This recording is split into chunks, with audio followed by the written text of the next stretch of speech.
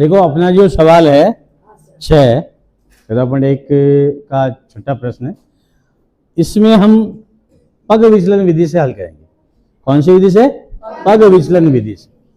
पहले हमने प्रत्यक्ष विधि, कल्पित माध्य विधि पढ़ी है, और जब देखो अपने पास ये x के मान जो वर्ग अंतराल है ज्यादा बड़े आ जाए तब हम पग विचलन विधि का उपयोग करते हैं। छोटे छोटे प्रत्यक्ष, थोड़े बड़े हैं तो कल्पित, और उसके बाद और भी ज्यादा बड़े हैं तो पग विचलन विधि का उपयोग करते हैं। वो किस प्रकार से करते हैं आप इधर देखिए। आपको क्या करना है, ये तो आपका सवाल लिखा हुआ है, इसमें कहता है सवाल कि निम्नलिखित सारणी किसी मोहल्ले के 25 परिवारों में भोजन पर हुए दैनिक व्यय को दर्शाती है, तो इसका माध्य हमें ज्ञात करना है। देखो ये है सिग्मा एफ आई है ना, ये इसको जोड़ेंगे तो 25 आएंगे, क्योंकि इसने 25 दे रखा है, इसने 25 दे रखा है इसलिए 25 ही आएंगे। जोड़ के भी देख सकते हैं, 9 और 12 कितना होते हैं, 21 23 25 25 आ रहे हैं। 25 हमें जरूरत भी पड़ेगी आगे, इसलिए पहले जोड़ के रख देते हैं। अब जिस प्रकार हम हर प्रत्यक्ष विधि या कल्पित माध्य करते हैं तो उसमें हम क्या करते हैं, पहले एक्साई ज्ञात करते हैं, यानी मध्य मान ज्ञात करते हैं। क्या याद करेंगे, ये मध्य मान। मध्य मान का मतलब क्या होता है, इन दोनों को जोड़ के आधा करना। इन दोनों को जोड़ा कितना आ रहा है, ये 100 150 कितना हो गया, 250। 250 का आधा कितना होता है, 125 हो गया ना। यहां हम 125 लिख देते हैं, ठीक है।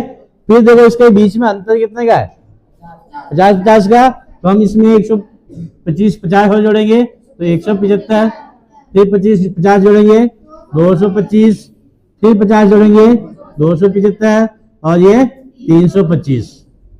यहां तक तो सभी विधियों में हमारे तक समान है। अब कल्पित माध्य पे चलते हैं। जैसे यहां हम इसको जैसे कि कल्पित माध्य मान लेते हैं, यानी इसको ए मान लिया।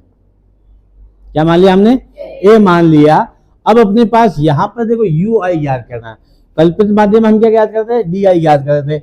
उसमें एक्स आई माइनस ए, यानी एक्स आई माइनस ए यहाँ पे भी है, एक्स आई माइनस ए यहाँ पे भी है, यानी कि इसमें 125, ये अपना 125 माइनस 225, ठीक है, माइनस 225 लिखा आपने। तो ये अपने पास क्या आएगा, माइनस में कितना के 100 हो गए, माइनस का 100 रहेगा ना।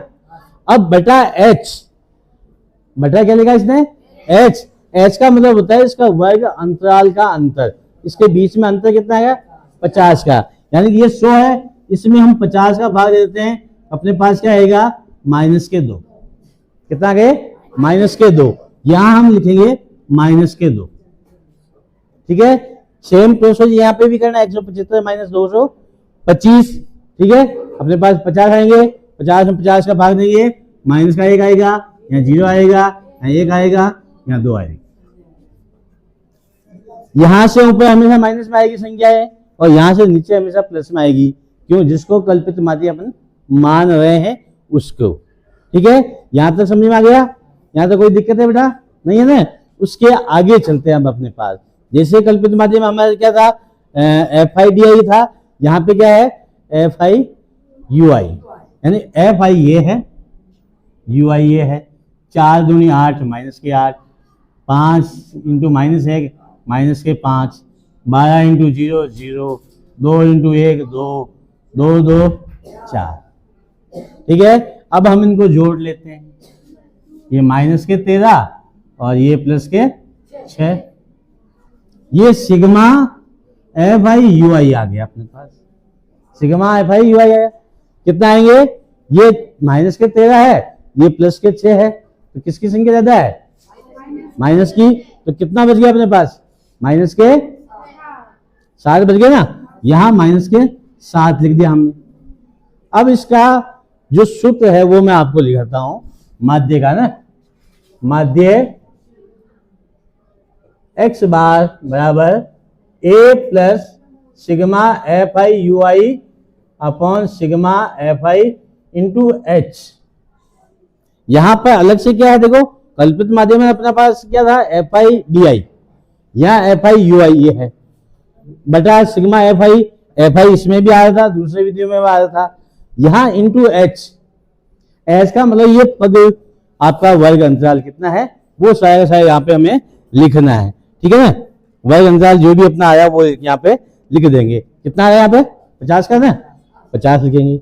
अब हम यहाँ लिखते हैं, देखो x बार बराबर a यानी 225 प्लस माइनस के साथ है ना, -7 इंटू h यानी 50/25। ठीक है, बहुत से ये कर लिया। बहुत आंसर निकालना बहुत ही आसान सा तरीका है, सूत्र याद है, बहुत ही सलीके से आप आंसर निकाल सकते हैं, बहुत ही आसानी से आप आंसर निकाल सकते हैं। ठीक है, अब हम इनको काट दें, 25 से कम 25, 25 गुना 50, ठीक है, बराबर अपने पास 225 माइनस और प्लस गुना हो गए, ये 7 दूनी 14 माइनस हो गए ना, माइनस के 14 हो गए ना। अब इनसे घटा लो, बराबर 2, ये अपने पास हो गया 4, 5 में 4 गया 1 और 1 211।